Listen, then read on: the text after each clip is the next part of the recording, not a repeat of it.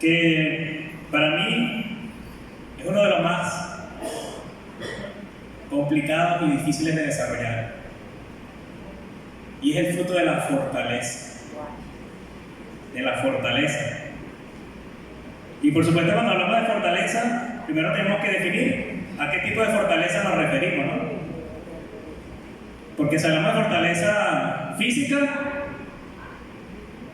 queremos ser fuertes, ¿no? ¿Alguien aquí ha estado ilusionado en algún momento en tener un cuerpo así formidable, fuerte?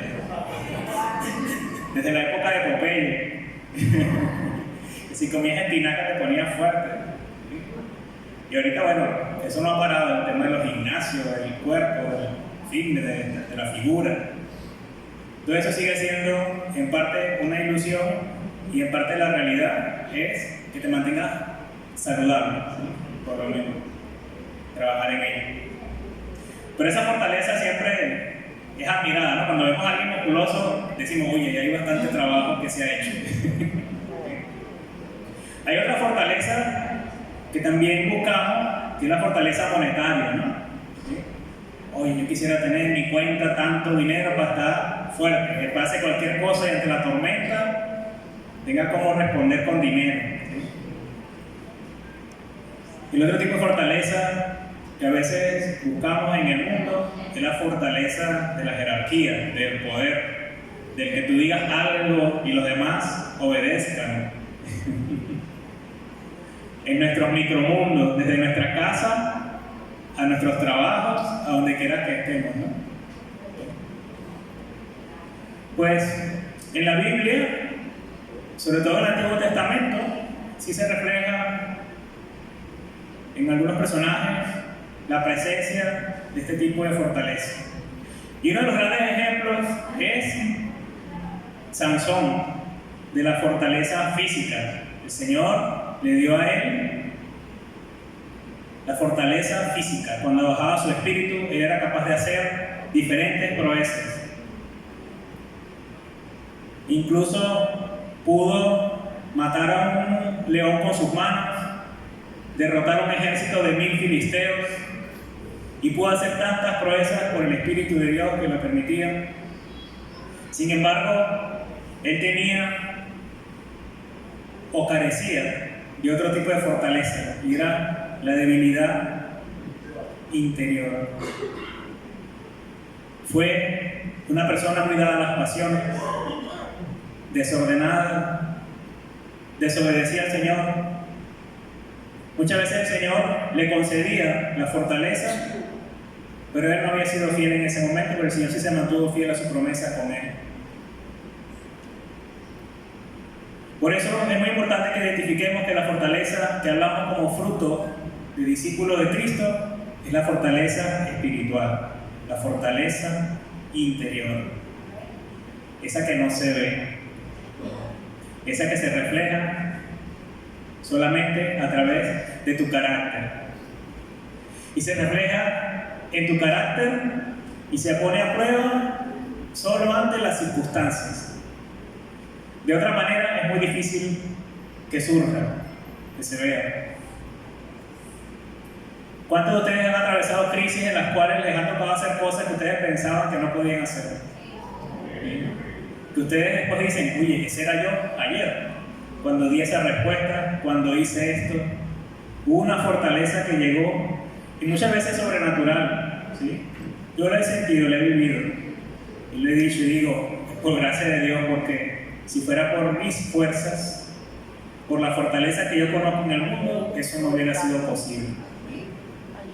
Entonces, debemos buscar ese tipo de fortaleza, la fortaleza espiritual. Hay otros personajes en la Biblia, en el Antiguo Testamento, que nos dieron ejemplo de fortaleza interior y espiritual. Por ejemplo, Abraham, con la obediencia. Mantenerse en la obediencia, hermano, es una de las cosas más difíciles. Hay que tener una fortaleza interior y una determinación, una fe muy grande. Y Abraham fue ejemplo de eso, para dejar todo lo que tenía e ir a donde el Señor lo envió, para hacer todo lo que el Señor le mandaba. También está el ejemplo de Job, quien mantuvo su integridad en todo momento. Cuando muchos le decían, maldice a Dios y muere de una vez, él no lo hizo. Él mantuvo su integridad hasta el final. Y el Señor lo restauró. No digamos de José. José fue un ejemplo de confianza y fidelidad en el Señor. Ante las adversidades en el Señor, él se mantuvo con confianza siempre en el Señor. Y el Señor lo elevó en el mundo hasta ser el segundo más poderoso de Egipto, que era el reino más poderoso en aquel tiempo en la tierra. De manera que si estamos fortalecidos en el Señor y por lo menos tenemos alguna de esas características, el Señor va a hacer grandes cambios en nuestra vida y también, ¿saben qué? Nuestra fortaleza ayuda a cambiar la vida de los demás también, ¿sí? Porque los demás al verte a ti, que eres fuerte en esos aspectos, ellos van a decir, oye, es posible, ¿sí? El Señor transforma vidas, así como ha transformado la vida de mi hermana o de mi hermana. Amén. Entonces, la pregunta para nosotros el día de hoy, ¿cómo podemos desarrollar esa fortaleza? ¿Quiénes aquí se sienten fuertes en algún aspecto espiritual? Amén, amén. Están fortalecidos. Levanten la mano todos. Porque venir aquí un domingo, eso es fortaleza, ¿verdad? Entonces, esa sábado de venir acá, ya eso es algo de determinación, ¿sí? Sí nos falta mucho, nos faltan muchos aspectos. Pero el Señor es el que nos da la fuerza, el ánimo, la sabiduría para seguir adelante. Entonces, todos estamos fortalecidos en el Señor. Una vez que lo aceptamos, su Espíritu Santo empieza a trabajar en nosotros y nos fortalece. Es uno de los frutos más hermosos, más difíciles, pero uno de los que más vemos día a día. ¿Quién se levanta cada día en la mañana cuando amanece el día y dice, gracias Señor, ayúdame a hacer todo lo que tengo que hacer hoy? ¿Sí? Y termina el día y dice, gracias Señor porque logré hacer esto otro, y si hubiera sido por mi fuerza no lo hubiera logrado. ¿Sí? Amén. Por eso te voy a pedir que te pongas de pie y oremos juntos para que el Señor nos ayude a desarrollar esa fortaleza que solo viene de Él. Padre Celestial, te doy gracias, Señor, porque tu santa misericordia, tú nos has escogido, Señor, para estar aquí el día de hoy. Gracias, Señor, por cada una de las personas que están aquí. Gracias porque tú nos has dado el privilegio de escucharte. Tú nos has llamado, Señor. Te pido, Padre, para que en el día de hoy abras mi oído, mi mente, mi corazón, para oír tu mensaje, Señor, para asimilarlo. Y que yo pueda aprender, Señor, a desarrollar esas fortalezas que tú quieres que desarrolle, Señor.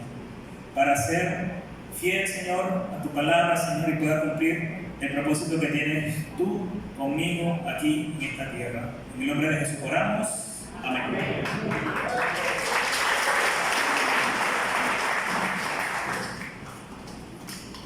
Y para trabajar la fortaleza, vamos a trabajar una parábola que quizás en un primer momento tú dirás, pero ¿qué tiene que ver esto?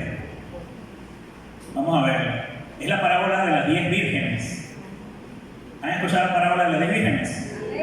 Amén. Bueno, abre tu Biblia, Mateo 25, a partir del versículo 21 al 13. La parábola de las 10 vírgenes. Ahí en la pantalla va a estar en la versión NBLA. Tú puedes leerla en tu versión. Y dice así: entonces el reino de los cielos será semejante a 10 vírgenes que tomando sus lámparas salieron a recibir al novio. Y 5 de ellas eran insensatas y 5 prudentes. Porque las insensatas, al tomar sus lámparas, no tomaron aceite consigo, pero las prudentes tomaron aceite en frascos juntamente con sus lámparas. Al tardarse el novio, a todas les dio sueño y se durmieron. Pero a medianoche se oyó un clamor: aquí está el novio, salgan a recibirlo. Entonces todas aquellas vírgenes se levantaron y arreglaron sus lámparas. Y las insensatas dijeron a las prudentes: dennos de su aceite, porque nuestras lámparas se apagan. Pero las prudentes respondieron: no sea que no haya suficiente para nosotras y para ustedes. Vayan más bien a los que venden y compren para ustedes. Mientras ellas iban a comprar, Vino el novio y las que estaban preparadas entraron con él al banquete de bodas y se cerró la puerta. Después vinieron las otras vírgenes diciendo: Señor, Señor, ábrenos. Pero él respondió: en verdad les digo que no las conozco. Velen pues no saben ni el día ni la hora. Palabra del Señor. Para entender esta parábola, primero hay que ponernos en contexto de cómo eran las bodas judías en aquel tiempo. Las bodas judías ocurrían, digamos, en tres fases. Una primera fase era el compromiso familiar. Las dos familias se reunían y se ponían de acuerdo en cómo iba a ser el matrimonio. Muchas veces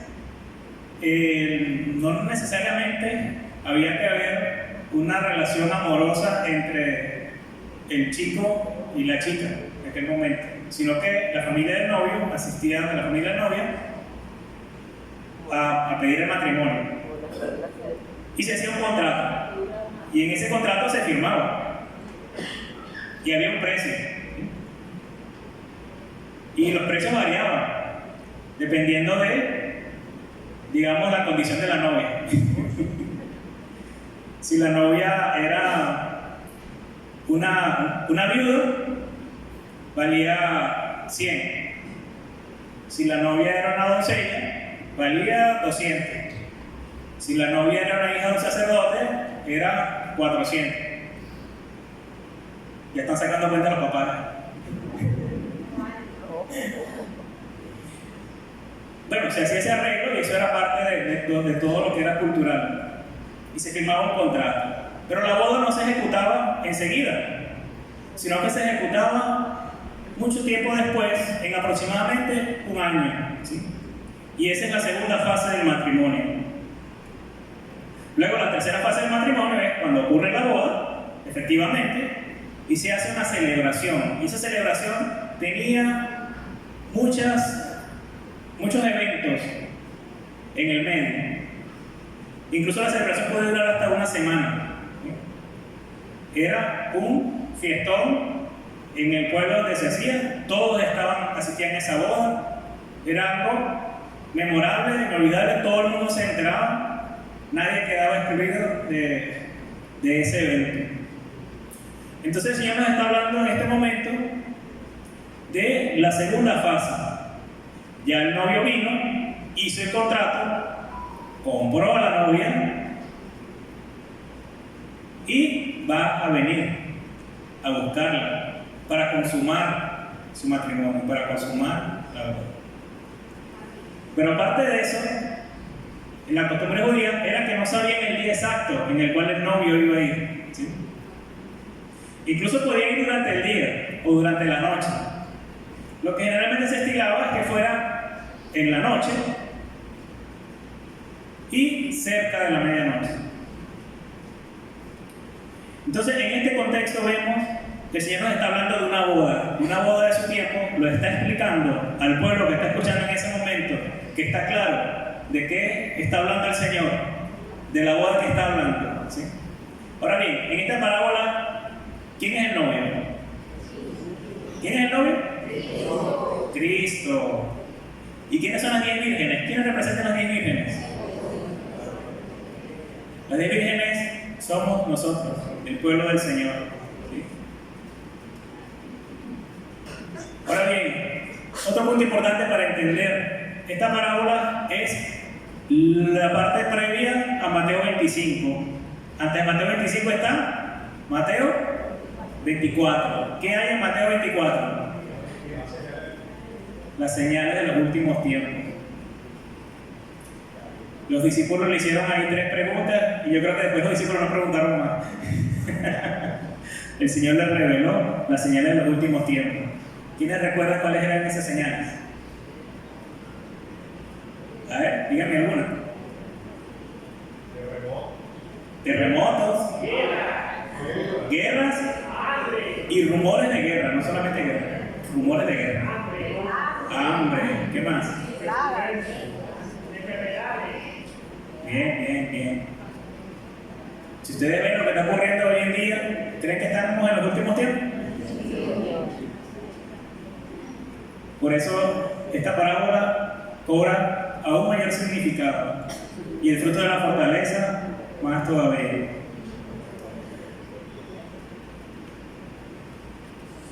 Las 10 vírgenes entonces son imagen de los creyentes.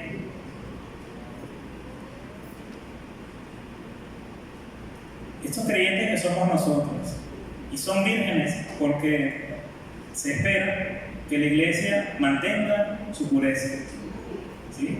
Mantenga su pureza en la espera. Ahora, todas las vírgenes estaban esperando, todas las vírgenes tenían lámparas. ¿Qué representa la lámpara?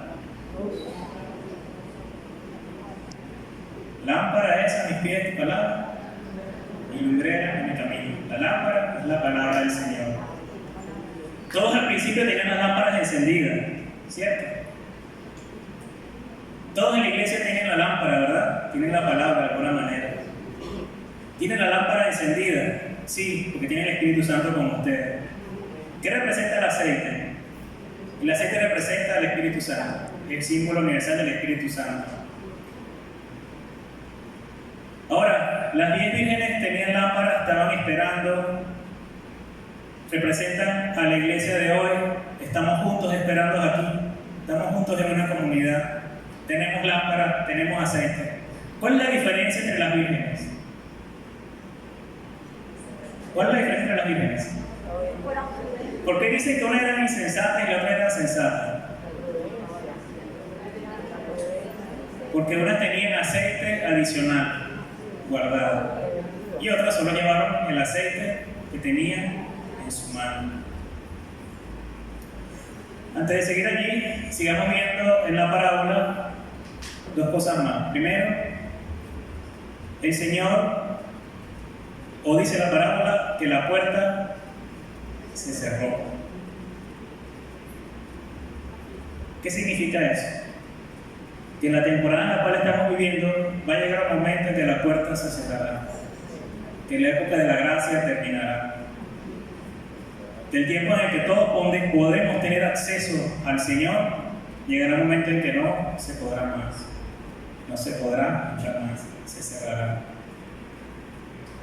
Y el otro aspecto es el final, en el último versículo, cuando el Señor dice: en verdad les digo, no las conozco. ¿Cómo se sentirían ustedes, hermanos, si ustedes viniendo a la iglesia todos los domingos, sirviendo, estando aquí, el Señor al final de los tiempos les diga: bueno, de verdad que no te conozco? Hay varios versículos en la Biblia que hacen referencia a esto. Y el Señor no dice eso no porque no supiera que existían, no porque no supiera que hacían, sino sencillamente porque no tenían una relación personal e íntima con el Señor. Y nosotros en la iglesia nos pasa mucho eso. Muchas veces pensamos que con cumplir requisitos, con ir y hacer y llegar hasta un punto en el cual pensamos que estamos bien, como las insensatas que pensaban que el aceite que tenían les alcanzaba. ¿Sí lo ven? Pero no es suficiente. Hay que llenar ese aceite adicional, y ese aceite del Espíritu Santo es la fe. Por eso debemos ser fortalecidos en ese sentido.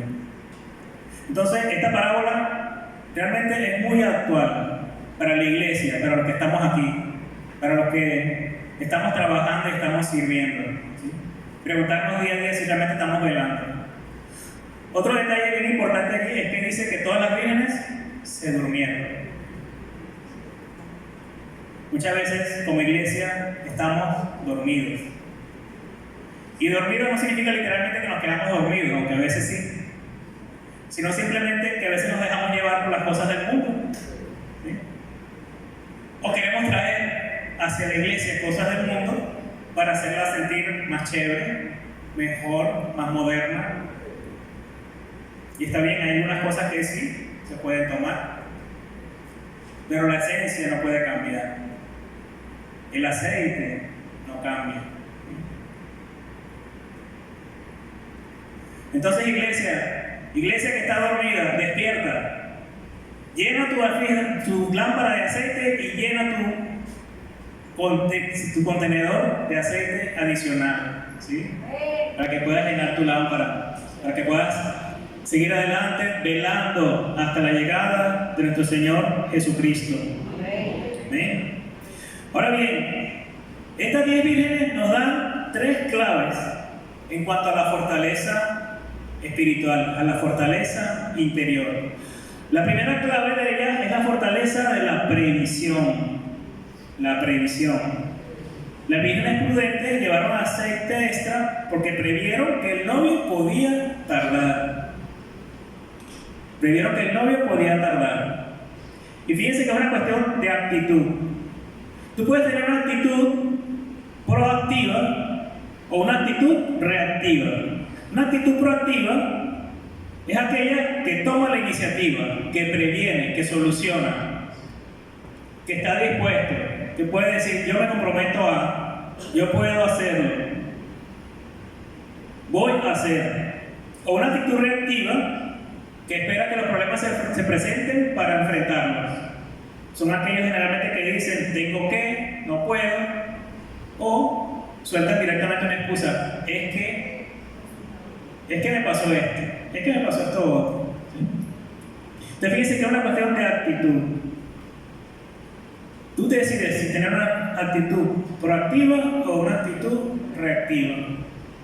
Aquí en Venezuela hay un dicho muy conocido que se llama, mientras van viniendo, vamos viendo. Esa es la actitud netamente reactiva en la cual es más fácil vivir. Ahora, ser previsivo es más difícil de lo que parece. Es más difícil de lo que parece. Por eso requiere entrenamiento. Requiere que te pasen cosas. ¿Sí?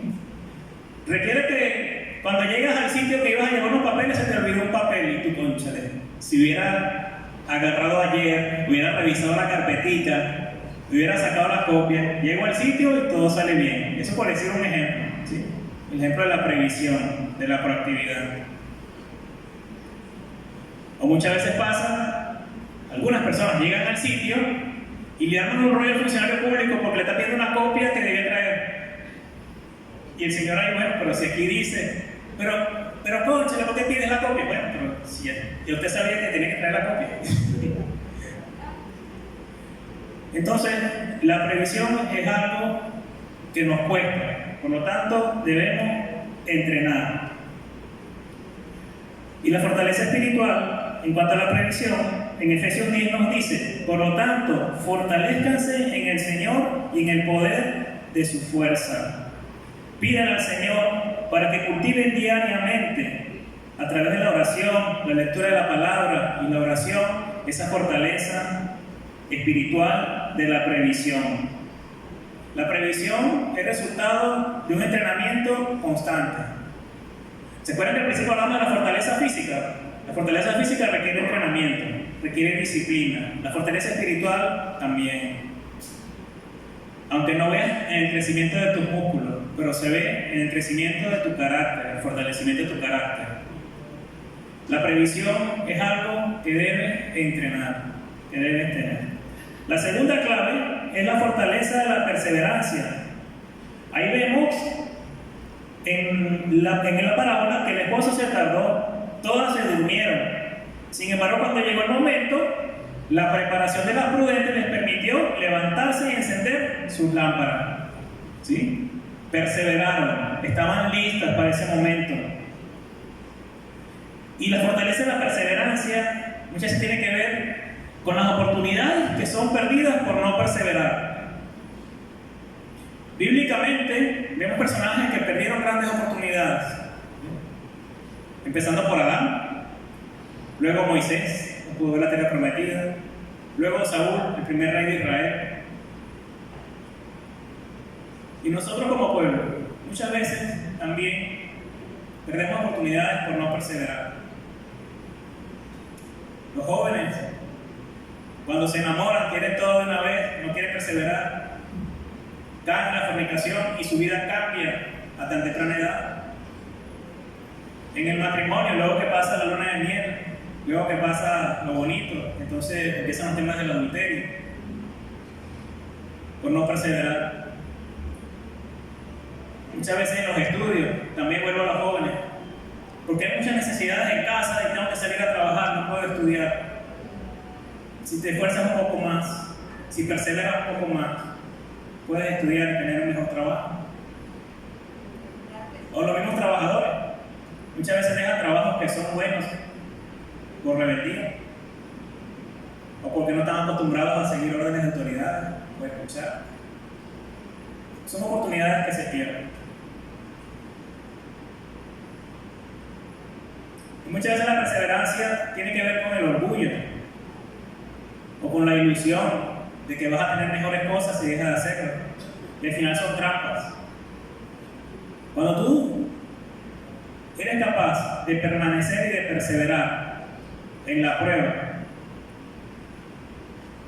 tu alma es fortalecida. Cuando tú eres capaz de esperar a tu pareja para casarte 4 años, ese matrimonio va a ser espectacular. Cuando en tu matrimonio tú eres capaz de perseverar y saber que tu pareja es un ser humano también y que va a tener días de mal humor, pero luego van a llegar momentos de buen humor que puedes escuchar, que puedes cambiar. Si luchas por buscar la manera en que funcione, si sabes que la bendición del Señor está en ese matrimonio, lo vas a lograr, vas a llegar a muchos años y hasta el final, y ese matrimonio dará mucho fruto. Si tú sigues estudiando y sigues esforzando, a pesar de los pocos recursos que hay en tu casa, si te preparas, te vas a convertir en un ser humano que va a poder dar mucho. Es como el principio de la siembra y la cosecha. Si tú siembras poco, vas a cosechar poco. Si siembras mucho, vas a cosechar mucho. Eso es la perseverancia, pero requiere fortaleza. Sí requiere fortaleza, porque a veces tienes que soportar cosas que no pensabas que ibas a soportar. Pero lo que tienes que saber es que tienes la esperanza de Cristo contigo y que ese momento pasará y que vendrán mejores cosas.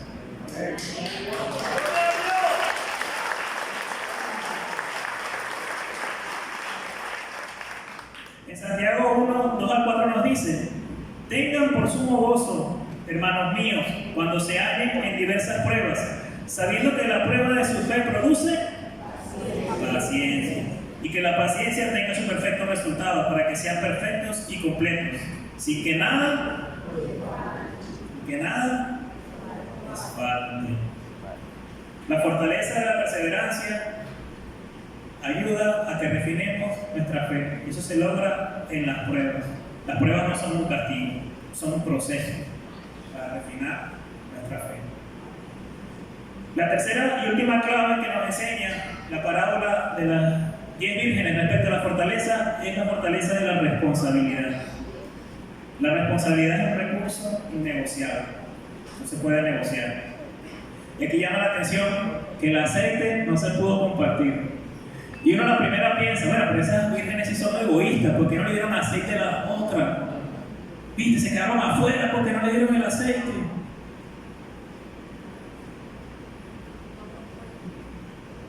Tenían que compartir todas juntas. No importa que las 10 se quedaran afuera. Pero no es así, hermano. Una cosa es compartir y otra cosa es la responsabilidad. Cuando hablamos de responsabilidad, la responsabilidad es personal e intransferible. Tú no puedes compartir la responsabilidad. Cuando tú tienes algo en tus manos, eso es tuyo. A nivel laboral, eso se trabaja mucho, porque cuando tú eres, tienes a cargo un equipo de colaboradores, tú delegas, pero delegas actividades, delegas tareas. La responsabilidad nunca se delega, la responsabilidad siempre va a ser tuya. Igual cuando eres papá o eres mamá, la responsabilidad por esos muchachos es tuya, ¿sí? Hasta que sean mayores de edad y bueno, ya tú has hecho todo lo que ha estado en tus manos para hacer, para formarlos y que ellos puedan ser responsables de ellos mismos y también posiblemente, ojalá sea así, en un futuro tú puedas ver a ellos responsables de otras personas, de sus hijos, y vean nietos y bisnietos, ¿sí? Pero la responsabilidad es personal e intransferible. Sin embargo, como papá, yo todavía estoy en la etapa de que están chiquitos, pero sé por mi mamá que la responsabilidad del padre nunca termina hasta que te vas de este mundo, ¿no? ¿Sí? ¿Lo sientes así? Mi mamá, bueno, todavía me pregunta, cuida a su esposa, cuida a sus hijos, me dice todo el tiempo lo mismo, porque sé que siente en su corazón que tiene algo de responsabilidad por lo que yo haga o deje de hacer. En cuanto aquí en la iglesia, muchas veces a nosotros, quienes tienen amigos o familiares que dicen, sí, anda a la iglesia y ora por mí, y pide por mí. ¿Sí? O tienen padres que no vienen a la iglesia, pero ustedes sí vienen. Y ustedes les han dicho, vamos a la iglesia. O le hablan de la palabra y como que no escuchan. O tienen hijos que prefieren quedarse en su casa. O cuando usted le habla de la palabra, no lo escuchan. Y tú te sientes responsable porque esa persona no está escuchando el mensaje de salvación, no ha aceptado a nuestro Señor Jesucristo como su único Salvador. Porque tú sabes que estamos en el tiempo de la gracia, estamos en los tiempos finales y quieres que ellos se salven también. Pero esa no es tu responsabilidad, es responsabilidad de cada uno de ellos. Porque eso es entre él y el Señor, eso es entre ella y el Señor.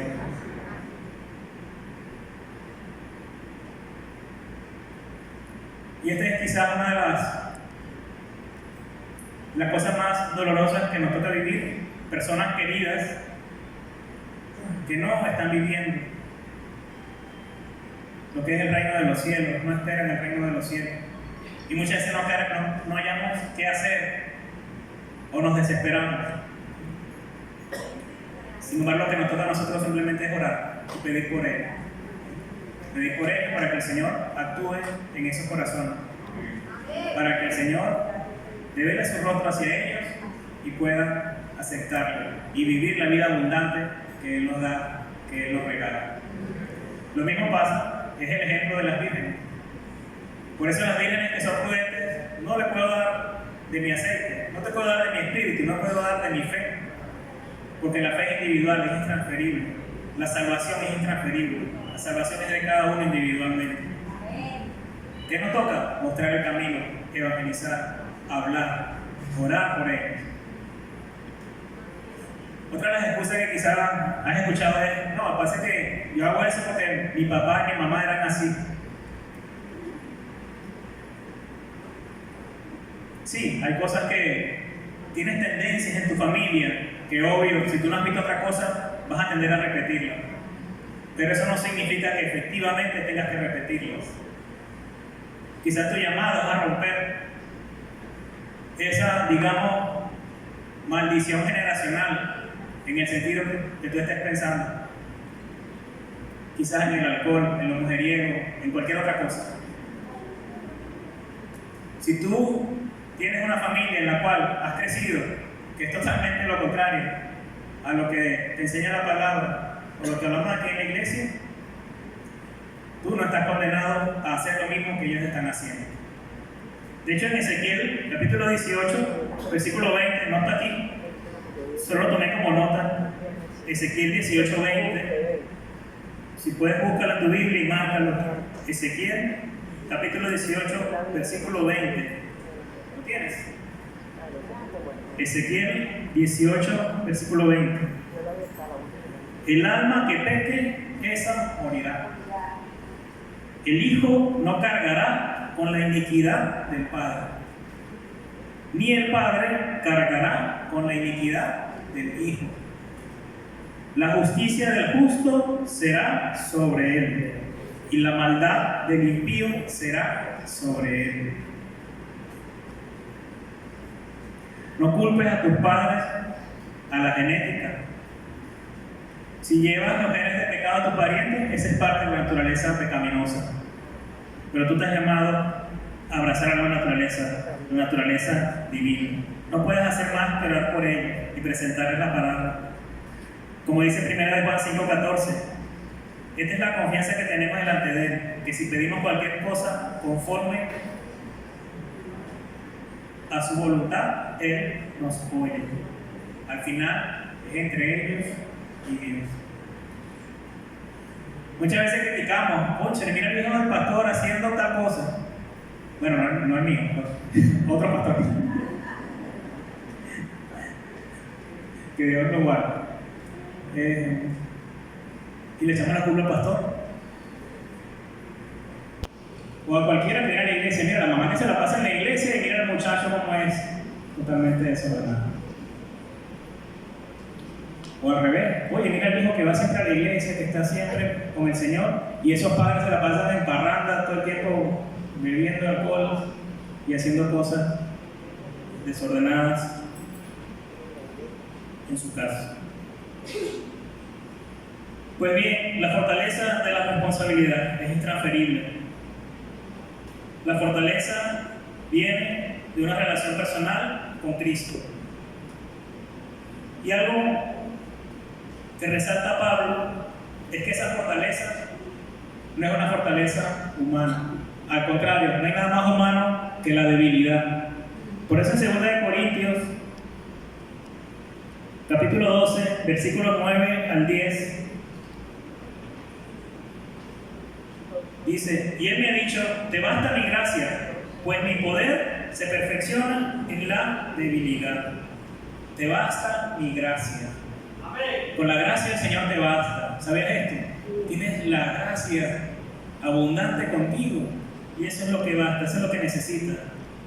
Por tanto, con muchísimo gusto me gloriaré más bien en mis debilidades, para que el poder de Cristo more en mí. Por eso me complazco en las debilidades, en insultos, en privaciones, en persecuciones y en angustia por amor a Cristo. Porque cuando soy débil, entonces soy fuerte. Esa debilidad que tengas, colócala en manos del Señor. Y Él la va a transformar en fortaleza.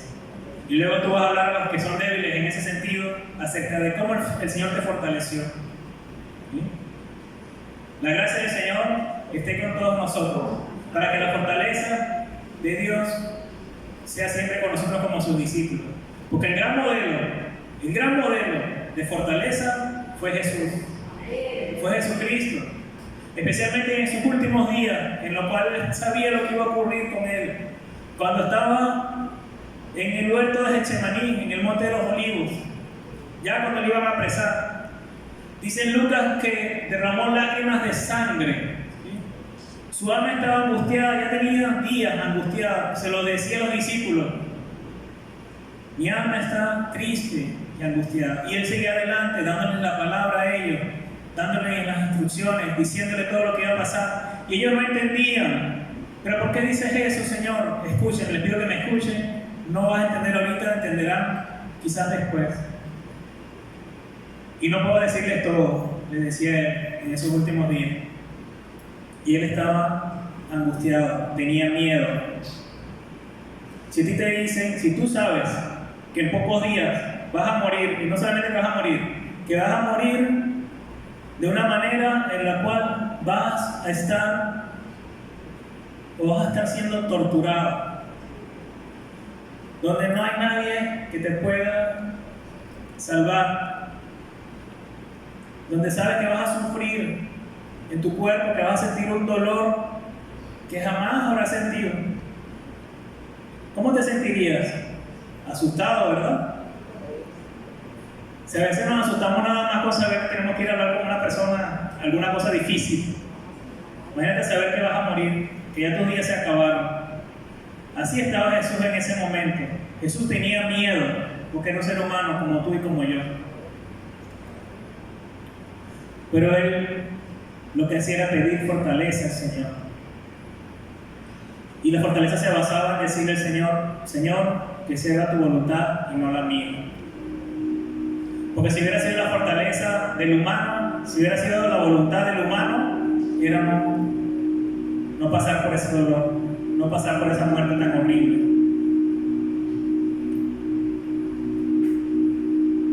Por eso te pido que te pongas de pie. Aquí van a estar los líderes y pastores.